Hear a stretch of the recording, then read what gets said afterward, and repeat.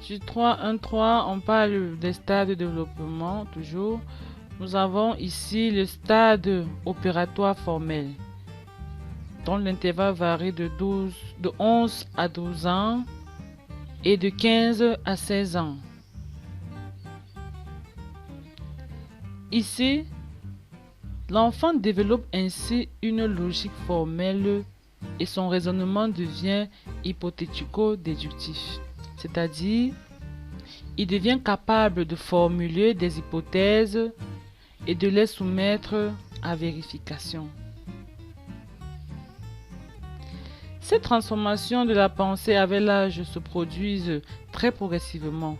Dans la dialectique naissante, il y a des échanges assimilateurs et accommodateurs entre sa pensée et les données de l'expérience. Par la succession des phases de déséquilibre et de rééquilibration de la pensée, on passe donc par des transformations progressives et continues de l'intelligence pratique, sensorimotrice du bébé à l'intelligence représentative puis opératoire. En rang 2, on évoque la théorie wallonienne. En petit 1, on va parler de l'homme et sa méthode. Henri Wallon a fait d'abord des études de philosophie, puis des études médicales. Ce changement thématique n'est pas pour lui un changement de direction, mais l'occasion de poser les problèmes philosophiques fondamentaux d'une façon nouvelle. En accord avec les connaissances scientifiques, en parenthèse, on parle de biologique en particulier, pour ce qui est de l'interprétation des comportements humains. Il réhabilite l'observation. La méthode décrit pour sa subjectivité dans le courant positiviste au début du siècle, en préconisant une observation qui se réfère à des normes, car pour lui, une observation ne peut rendre tout son sens que par rapport à un ensemble de faits qui orientent son interprétation. Il insiste sur l'intérêt des comparaisons multiples pour dégager des facteurs causaux du comportement.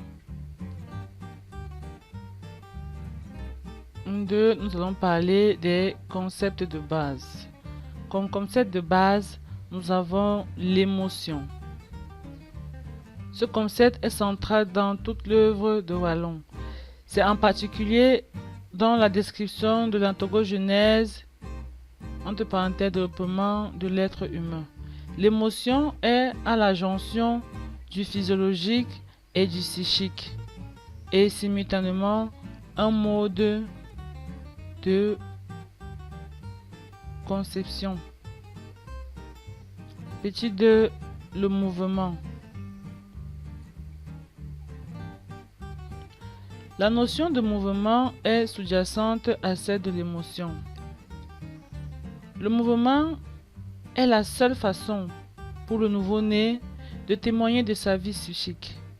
Les premiers mouvements du bébé, mode premier d'acquisition sur l'entourage, acquiert très vite une valeur expressive qui lui est conférée par l'entourage.